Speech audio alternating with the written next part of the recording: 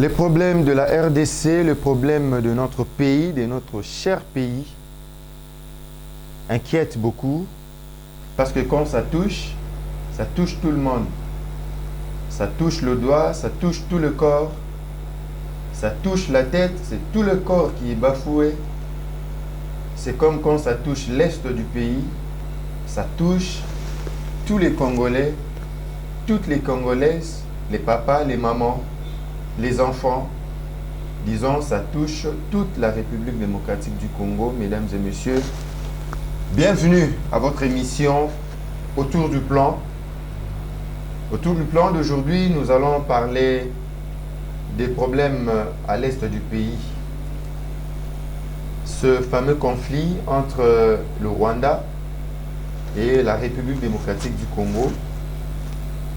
Beaucoup plus l'audace, si je peux le dire ainsi, de Paul Kagame, le président rwandais, qui se proclame d'un homme fort, qui proclame son État d'un État très très très fort, qui pourra battre la République démocratique du Congo. Est-ce que Kagame est soutenu? Est-ce qu'il est seul? Pourquoi? Est-il très confiant en son armée? Pourquoi est-il très confiant qu'il va battre la République démocratique du Congo, les FARDC?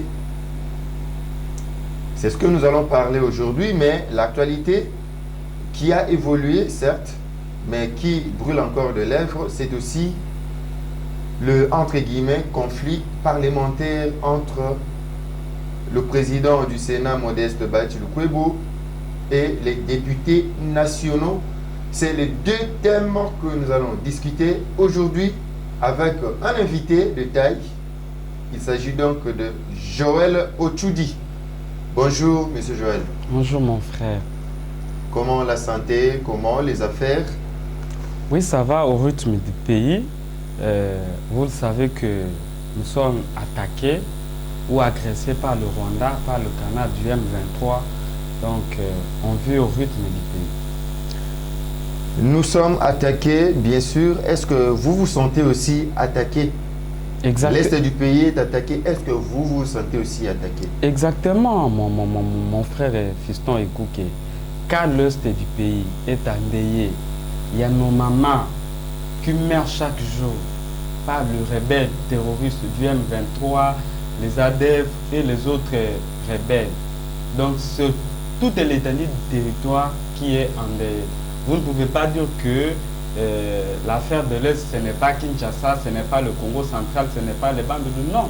C'est l'étendue du territoire national qui est endeuillé.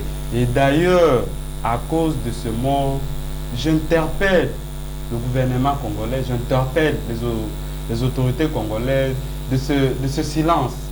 Nos mamans, nos parents, nos enfants, nos jeunes sont en train d'être exterminés par le rebelle du M23, les Codeco et tout. Et ici, dans la capitale, on est en train de chanter, on est en train de danser.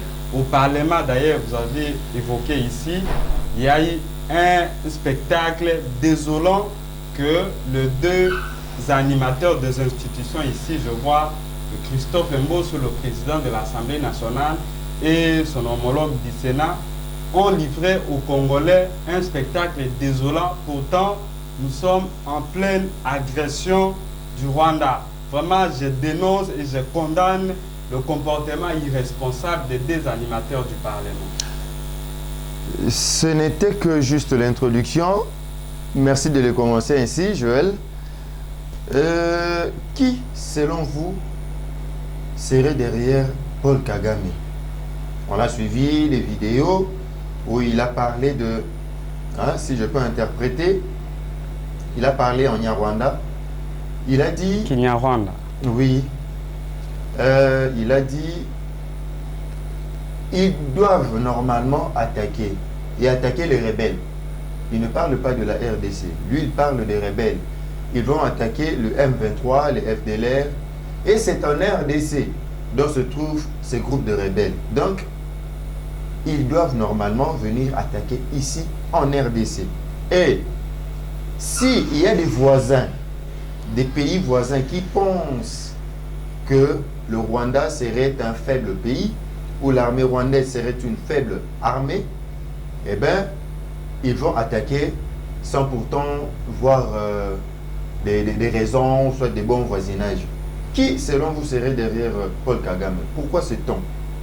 Merci beaucoup, mon frère.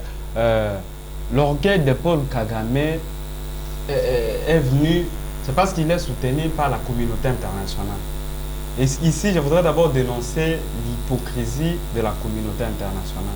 Cette communauté internationale a tendance d'utiliser certains États pour fragiliser les autres. Ici, je voudrais parler le cas du Rwanda. Paul Kagame s'enorgueillit aujourd'hui, c'est parce qu'il est soutenu par l'Angleterre. Mais ce n'est pas de l'orgueil, ça c'est l'assurance. Il est trop sûr de son armée. Pourquoi vous qualifiez cela de l'orgueil? Paul Kagame est soutenu par la France, est soutenu par l'Angleterre, mais également les États-Unis d'Amérique. Les États-Unis d'Amérique. Pourtant, notre pays, la RDC, entretient de bonnes relations avec la communauté internationale, avec les pays voisins. C'est parce que vous savez que la diplomatie congolaise, la politique étrangère de la République démocratique du Congo prône le bon voisinage. Et ce bon voisinage n'est pas bon aux yeux de Paul Kagame. Moi, je pense que la communauté internationale doit arrêter cette hypocrisie. C'est parce que Kagame est soutenu par la communauté internationale. Je vous ai cité l'Angleterre, je vous ai cité la France et les États-Unis d'Amérique. Tu vois, vous avez suivi une information, il y a des réfugiés de l'Ukraine et que l'Angleterre veut envoyer au Rwanda. J'ai même dans mon téléphone ici des photos des hôtels VIP de 5 étoiles qui ont été construits dans 1 mois, dans 2 mois pour accueillir ces réfugiés. Et ces réfugiés, vous savez, c'est pour la balkanisation de la RDC, c'est-à-dire que ces réfugiés seront là et tout. C'est parce que comme il y a un complot pour la balkanisation de la République démocratique du Congo, c'est la raison pour laquelle vous voyez la communauté internationale utilise Paul Kagame comme une marionnette. C'est parce que Kagame est une véritable marionnette des Occidentaux. Et je voudrais ici que Kagame a haussé le ton. Il y a une fois, il a haussé le ton contre les Américains. Il avait d'ailleurs dit que la langue anglaise ou l'anglais ne serait plus considéré comme une langue officielle en Rwanda. Il y a quelques années passées.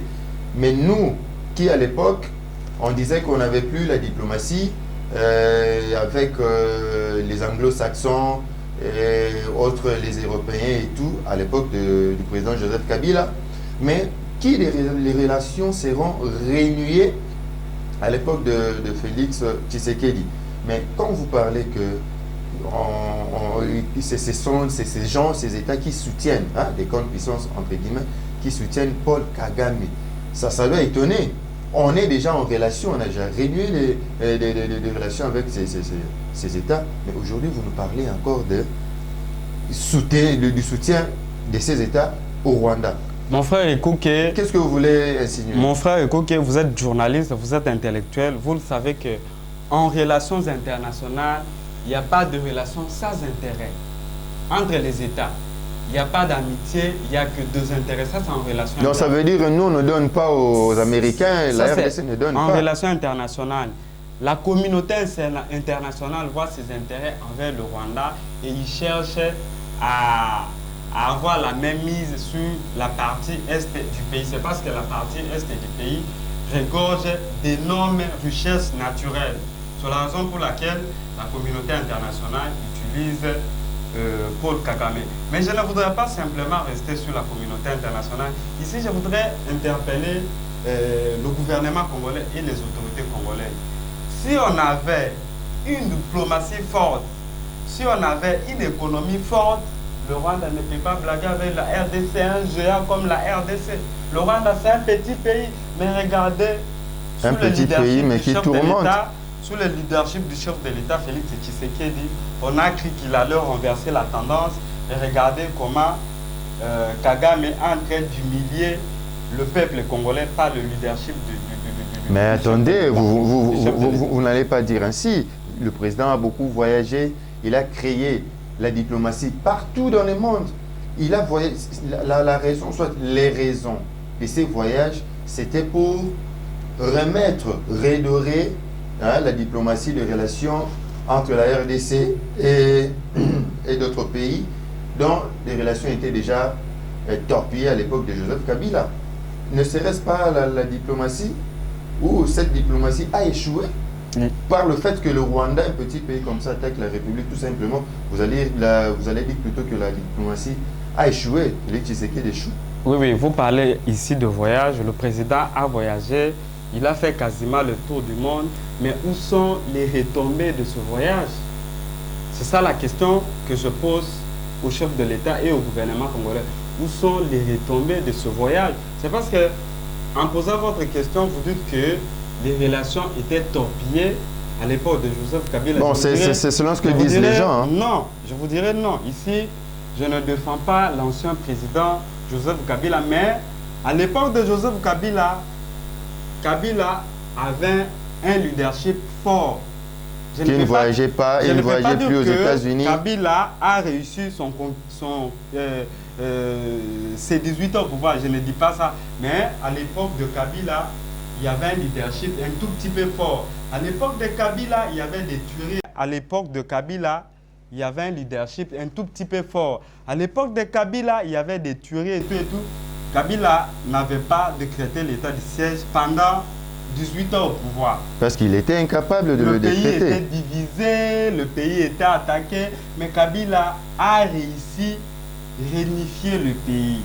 Kabila a mais pas l'Est du pays. Kabila, non, a réunifié la République, mais pas l'Est, parce que l'Est restait toujours dans la guerre. Mon frère, vous êtes journaliste, l'Est du pays était quasiment divisé.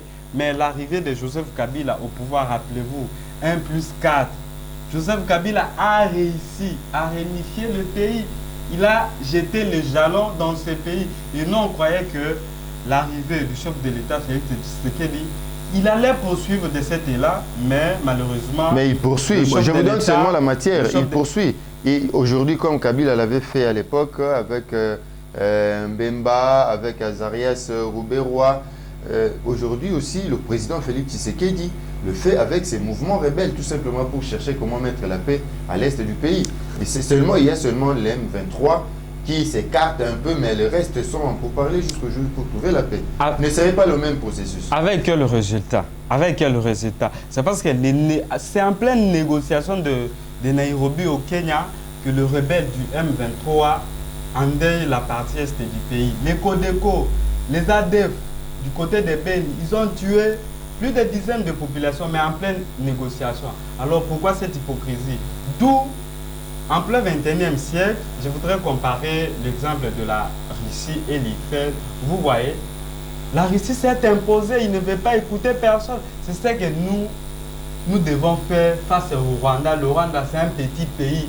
La RDC a tous les atouts de gagner le Rwanda. Simplement, il se pose un problème de leadership.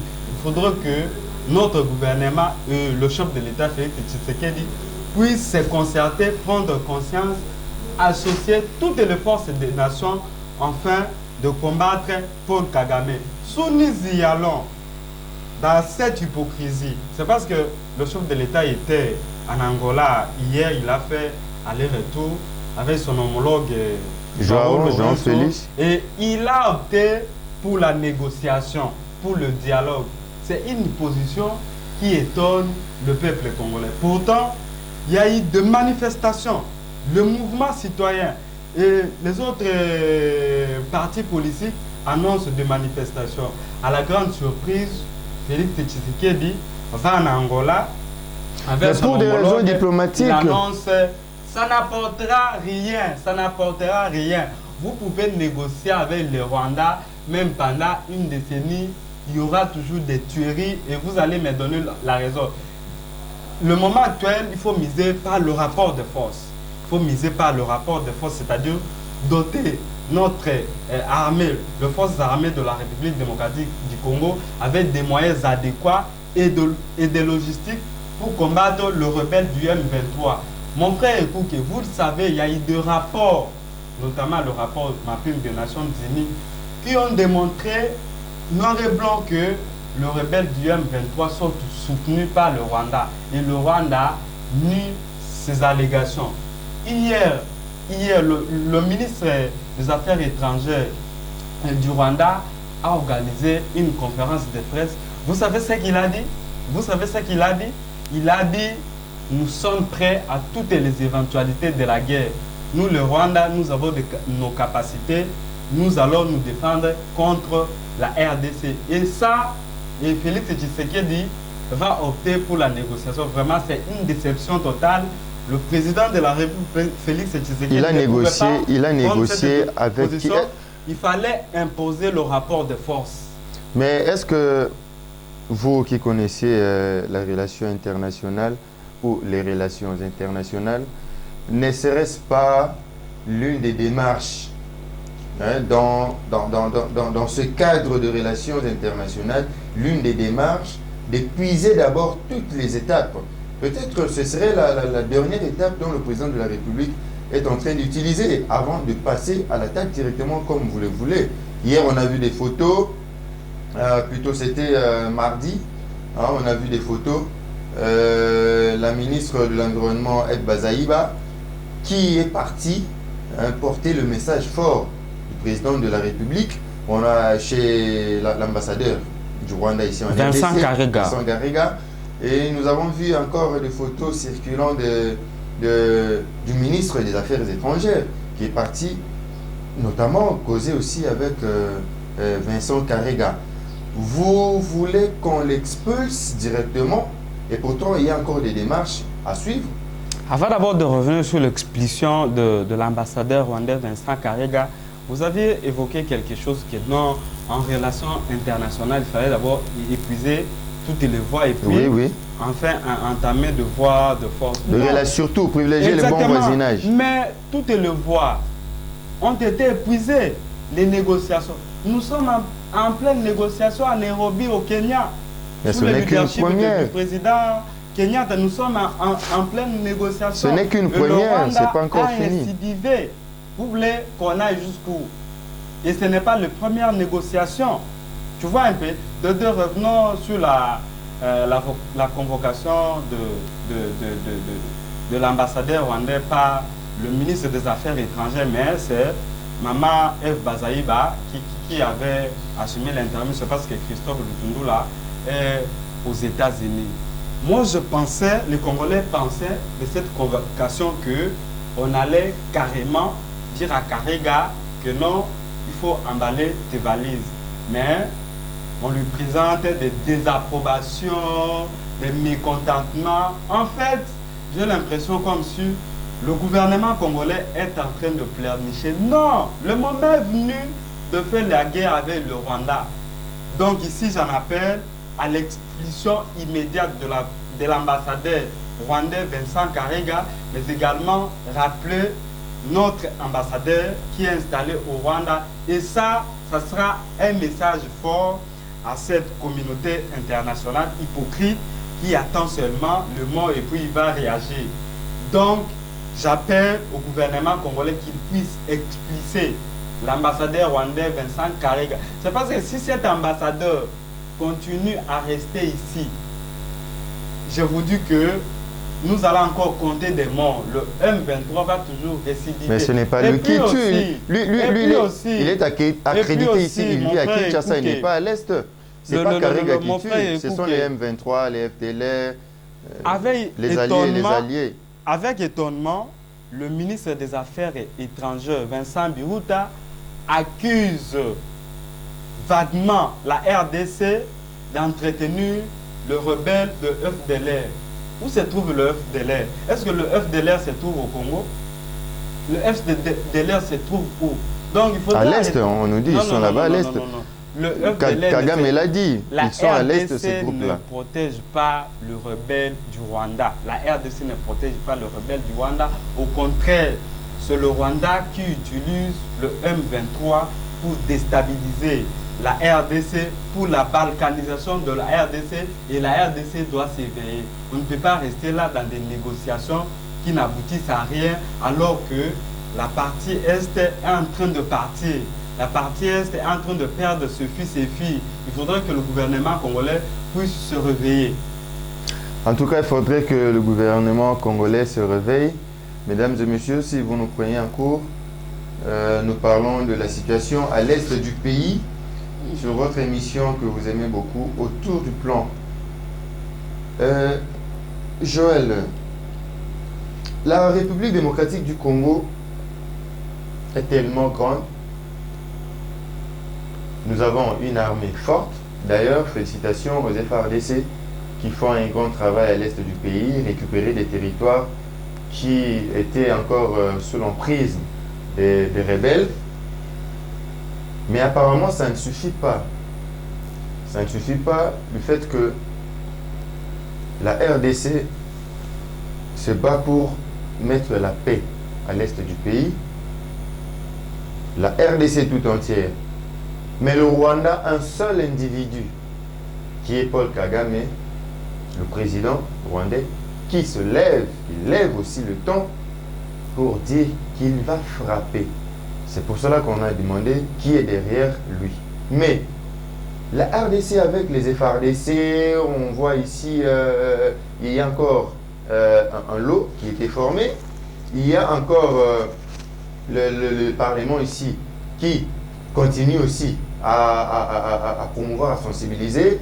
Il y a des groupes, des mouvements, des mouvements citoyens, et des partis politiques qui parlent. Mais du côté du Rwanda, il n'y a que Paul Kagame lui-même. La RDC n'a pas le soutien ou quoi?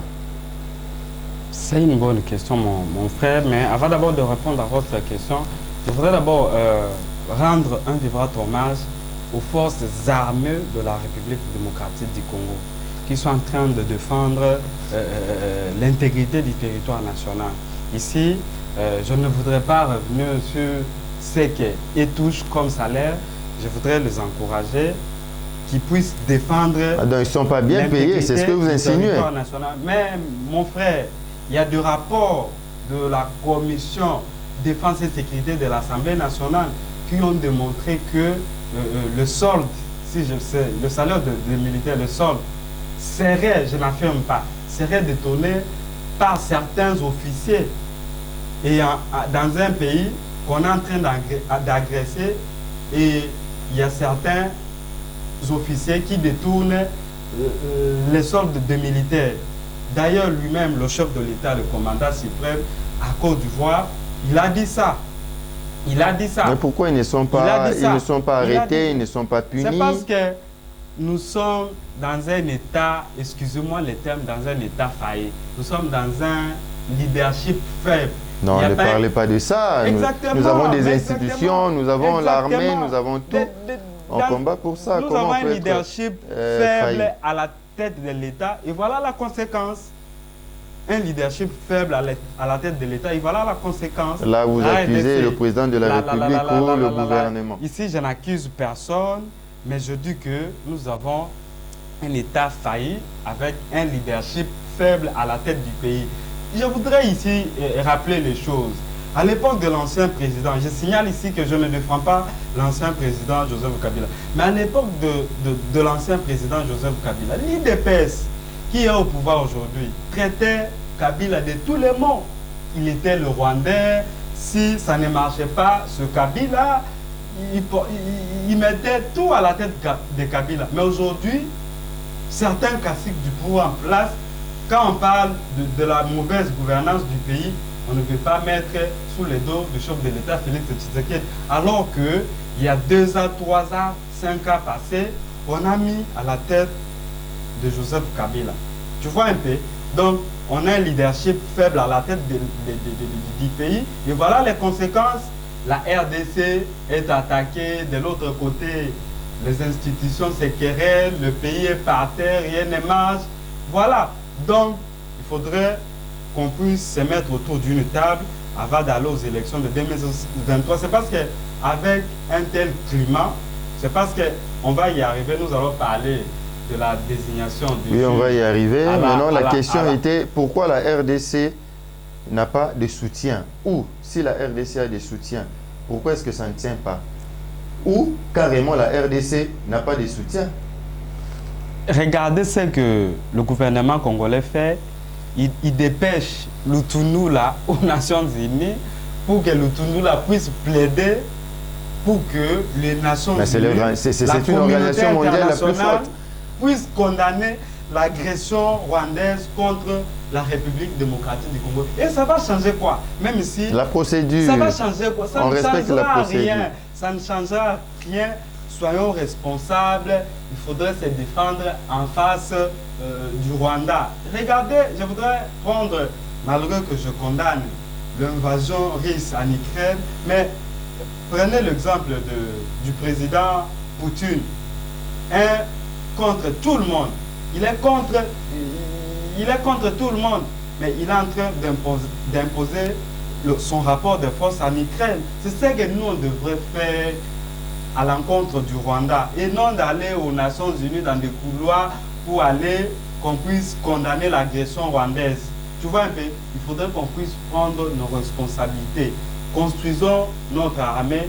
Il faudrait bâtir une armée républicaine forte, doter notre armée avec des moyens logistiques conséquents, payer notre armée régulièrement, bâtir notre économie et non de passer le temps inutilement dans des histoires de querelles inutiles que nous assistons en plein le régime en place.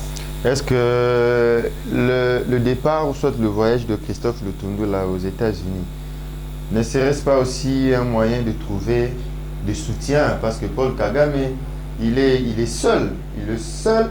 Il nous tourmente. Quand il parle, c'est le feu qui s'attise. Mais chez nous, on est nombreux, mais on n'arrive à rien faire. C'est peut-être qu'il est parti pour chercher D'ailleurs, du soutien. il peut même voyager là-bas. Vous êtes journaliste. Est-ce que vous pouvez me citer un seul pays africain, ou soit de la communauté internationale, qui a condamné l'agression rwandaise contre la République démocratique du Congo? Non, c'est parce que nous sommes un pays faible. Mais les organisations africaines, quand même, c'est ça. parler. C'est simplement Macky Sall n'a pas condamné. Il a eu une position juste. Il a demandé à Lorenzo d'être à la médiation entre le président congolais et le dictateur Kagame. Donc, aucun pays en Afrique qui a condamné l'agression rwandaise par le canal du M23 contre la RDC. Même la France, même les États-Unis, personne n'a condamné. Tu sais pourquoi? C'est parce qu'on a un leadership faible à la tête de Félix Tshisekedi. Il a fait le tour du monde, mais ça n'a rien apporté. Aujourd'hui, les caisses de l'État sont quasiment vides. Il faudrait qu'on puisse travailler à l'interne. Oui, aucun pays ne peut vivre en vase clos. Il faudrait coopérer. Mais moi, je propose qu'on puisse travailler au niveau interne, c'est-à-dire que promouvoir le développement, investir au niveau interne et non de compter au niveau externe. C'est parce qu'au niveau externe, ils ne feront rien. Ils vont se limiter dans des condamnations, dans des communiqués. Et pourtant, la partie Est est en train de partir. Il y a de la population qui est en train de mourir chaque jour par les attaques de groupes de rebelles. Le M23, les Codeco, les ADF, instrumentalisés par le Rwanda, le Burundi et l'Ouganda. Et aujourd'hui, des pays qui nous attaquent, mon frère Igouké, notre président de la République, Félix Tshisekedi, est allé signer 2 accords que les Congolais ne connaissent pas avec le Rwanda, avec le Burundi, avec l'Ouganda. Et je voudrais pour renforcer tout simplement l'armée. Sans vous interrompre. C'est pour renforcer l'armée. Concernant la coopération avec l'Ouganda, la mutualisation de force, on appelle ça la mutualisation de force. Où en sommes-nous? C'est parce que les Congolais sont en train de mourir. Ils ont renforcé aujourd'hui si les FARDC continuent. Si les FARDC continuent à récupérer les territoires, c'est parce qu'il y a cette mutualisation. Où sont les résultats? Où sont les résultats? L'état de siège, c'est un échec total. Non, ne dites pas ça, ne dites pas ça. Mais il y a eu un rapport, de 2 députés, notamment Tembo, les élus du Nord Kivu, qui ont présenté un rapport tout en démontrant que avant l'état de siège et pendant l'état de siège, il y a eu des morts plus qu'avant l'état de siège. Vous savez, c'est un échec l'état de siège et la mutualisation de force. On mutualise de force avec le Rwanda Mais selon certaines informations, le Rwanda, je parle au conditionnel, l'Ouganda aurait apporté son soutien au Rwanda. Pourtant, nous, coalition de force... Pour combattre la RDC. Pour soutenir le Rwanda, l'Ouganda aurait soutenu... Le Rwanda pour combattre la RDC. Non, pour soutenir le Rwanda, pour combattre le FDLR qui sont dans la partie Est, que qui sont en République démocratique du Congo. Dans la partie Est, que personne ne trouve. Que personne ne trouve. Il y a également le Burundi. Récemment, le chef de l'État vient du Burundi. Il y a eu l'agression rwandaise par le canal du M23. Est-ce que vous avez attendu le président burundais à condamner cette agression? Museveni, est-ce qu'il a condamné cette agression? C'est la raison pour laquelle je te dis, je dénonce cette hypocrisie. Entre les États, il n'y a pas d'amitié, il n'y a que des intérêts. Il faudrait qu'on puisse imposer le rapport de force. Tant que nous allons continuer dans la sempiternelle théorie, la négociation, les populations congolaises vont toujours mourir. Et la partie Est risquerait de partir un jour. Le gouvernement de la République a déjà mis en garde, a publié 4 décisions prises dernièrement. D'abord, déclarer officiellement considérer le M23 comme un mouvement terroriste vivant, menaçant la République. La mise en garde contre le Rwanda, suspension des avions, des vols Rwanda, RDC et convocation de l'ambassadeur rwandais Vincent Karega. Mais c'est déjà quelque chose du plus fort.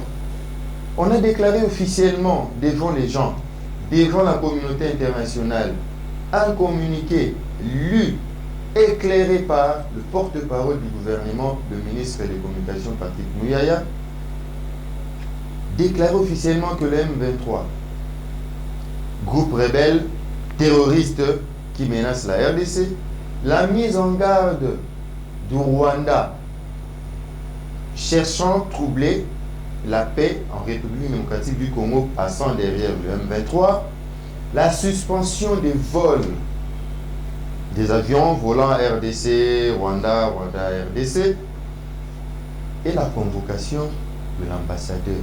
Mais ce sont les 4 piliers les plus forts dont la République a déjà mis en place pour vous faire voir, vous qui ne croyez pas que la RDC serait forte, ou soit le gouvernement a failli, comme vous le dites là. Il y a déjà des dispositions prises fortement pour mettre fin à toutes ces histoires. Vous ne croyez pas? Mon frère, ces mesures-là ne représentent rien du tout. Ces mesures-là ne représentent rien du tout. Les Congolais attendent l'expulsion pure et simple de l'ambassadeur rwandais, Vincent Karega, mais également rappeler l'ambassadeur congolais qui est installé au Rwanda, et enfin rompre les relations diplomatiques entre les deux pays, mais également de se préparer à toutes les éventualités de la guerre. C'est parce que la semaine passée, le président Kagame, devant les officiers rwandais, devant les militaires rwandais et les généraux, il a dit clairement qu'il déclare la guerre contre la République démocratique du Congo. Et ici, on prend des mesures bidons qui ne représentent rien du tout. Le gouvernement congolais prend des mesures bidons qui ne pèsent pas. Et d'ailleurs, des manifestations sont annoncées. J'ai suivi l'opposition, le bloc patriotique, notamment Fayoulou et les autres, le FCC, mais également de mouvements citoyens, Yamouzi, qui annoncent des manifestations. Donc les Congolais exigent aujourd'hui le départ pur et simple de l'ambassadeur rwandais Vincent Karega, qui est s'arrêter dans des mesures qui n'ont pas d'impact aux yeux des populations congolaises. Qui est derrière la RDC? La RDC a sa population. La RDC a sa population. La RDC a les soutiens de sa population. Voilà. La RDC, au jour d'aujourd'hui, ne peut pas compter sur la communauté internationale. C'est parce que cette communauté internationale est hypocrite. la communauté internationale est hypocrite, elle soutient le Rwanda et puis elle nous passe le temps inutilement. La RDC compte à son propre peuple, à son propre population, mais également aux forces armées de la République démocratique du Congo. Et d'ailleurs, il y a une mobilisation générale au Parlement, à l'Assemblée nationale. Les députés de l'Est, du Nord Kivu, ont collecté une somme de 100 000 $ pour soutenir les forces armées de la République démocratique du Congo qui combattent. Est-ce que cet argent sera arrivé à la destination? Oui. Apparemment, il y a des détourneurs, des infiltrés qui dévient. C'est l'argent qui concusent de l'argent. C'est l'argent des élus nationaux. Nous souhaiterions que cet argent arrive à la destination pour que cet argent puisse être livré aux forces armées de la République démocratique du Congo. Donc, le Congolais ne peut plus attendre à ces mesures qui n'auront pas un impact à notre pays. La population, toute la population est derrière les FARDC. Nous les soutenons, nous les portons à cœur. On est là pour vous et nous allons faire de sorte que vous remportiez ce combat. Joël, en 3 minutes, ce qui se passe dans les institutions de la République. Dernièrement, à l'Assemblée nationale, nous avions assisté à un spectacle qui n'était pas digne entre les hauts cadres d'une grande institution comme le Parlement. Alors, quelle lecture feriez-vous? Ça peut imputer la quiétude de la population. Est-ce qu'il y a des intérêts derrière la désignation d'un juge constitutionnel? On clame le président Bati, voleur, Moyibi et tout. Tout ce qui s'était passé là, est-ce que peut aussi toucher la population ou l'intérêt de la population, c'est par rapport à quoi? Et quel serait l'avenir des institutions pareilles? En tout cas, c'est une honte. C'est une honte nationale. Le spectacle désolant que Mosso et Bati Lukwebo ont livré aux Congolais, vraiment, c'est une honte pour les institutions du pays. En pleine agression rwandaise par le canal du M23, et vous voyez Mosso et Bati Lukwebo étaient en train de se quereller, de se chamailler pour avoir la mainmise d'un juge à la Cour constitutionnelle. Ici, je voudrais rappeler que c'est l'article 158 de la Constitution qui prévoit les mécanismes de la désignation de juges à la Cour constitutionnelle.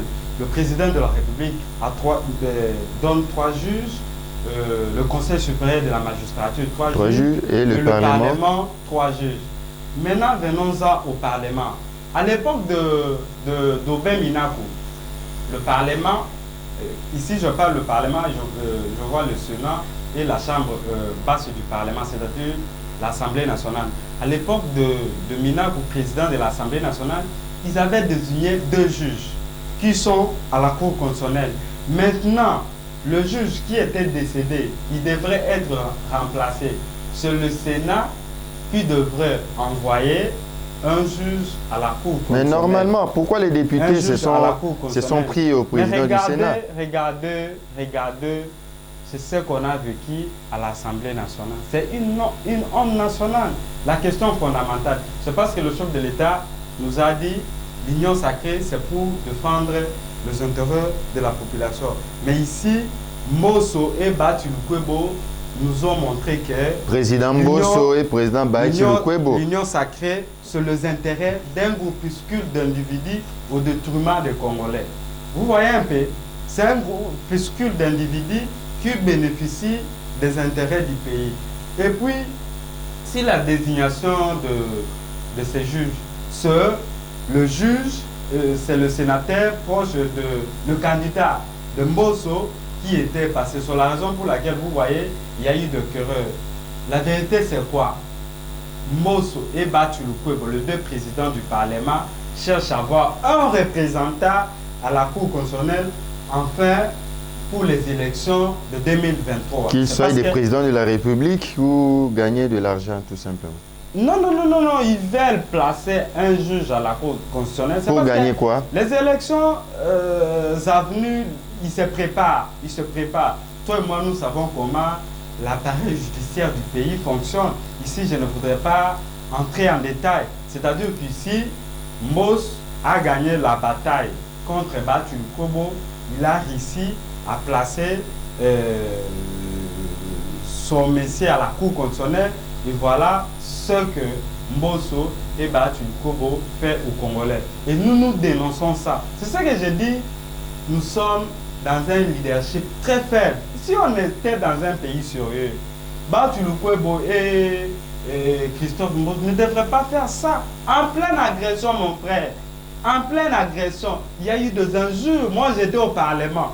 J'étais au Parlement. Bati, boye, j'étais au Parlement. Donc, j'en appelle ici au chef de l'État de prendre ses responsabilités. C'est parce que les Mbosso, Batul Kobo, visent que leurs intérêts. Une fois, le président de la République, Félix Tshisekedi, ne sera pas aux affaires, bah, tu vas aller soutenir une autre personnalité ou soit Mbosso. Il faudrait qu'il est sérieux, il s'engage sérieusement.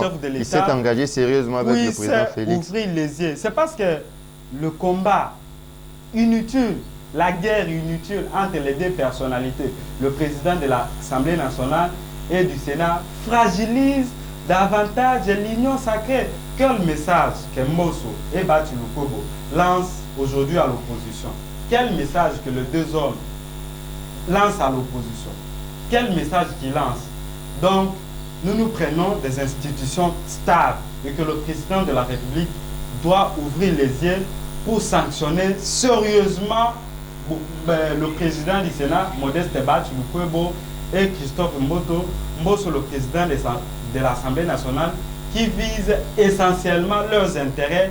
Ils ne visent pas l'intérêt du pays, ils ne visent pas l'intérêt et ils ne sont pas dans la vision du président de la République, Félix Tshisekedi. Les intérêts du pays, quand il s'agit du pays, c'est tout le monde qui en parle. Il a donné son point de vue. Il a essayé de parler ce qu'il ressent pour sa République, ce qu'il ressent pour ses institutions. Vous aussi, vous pouvez le faire. Ensemble, unissons-nous pour l'intégrité territoriale. Joël Ochoudi, merci beaucoup. Merci beaucoup, mon frère Fiston et Cook. Mesdames et messieurs, on se voit au prochain numéro.